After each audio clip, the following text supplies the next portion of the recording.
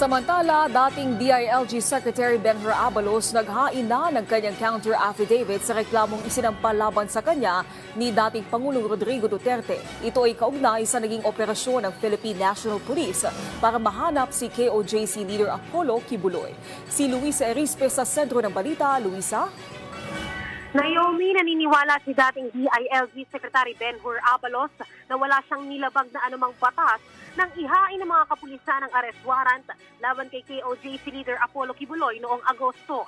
Ito ang sinabi at mismong laman ng counter affidavit ni Abalos na sinumiti niya ngayong araw sa Department of Justice laban sa mga reklamong malicious mischief, violation of domicile, grave misconduct, grave abuse of authority, at conduct unbecoming of a police officer na isinampa ni dating Pangulong Rodrigo Duterte. Hit ni Abalos, kung babalikan man niya ang mga nangyari, masasabi niyang walang mali sa naging operasyon dahil ito rin naman ang nagbigay daan para mahuli o mapasa kamay nila si Kibuloy. Narito ang pahayag ni Abalos. Isipin na lang natin kung hindi namin ginawa yung dapat naming gawin. Hanggang ngayon si Pastor Kibuloy ay hindi pa naaaresto. Wala kaming I stand by nangyari. Tama ang ginawa ng kapulisyahan. No? Ako'y nagpapasalamat sa ating mahal na Pangulo sa tiwalang binigay niya, sa kanyang guidance, and of course nakita naman natin at nahuli siya.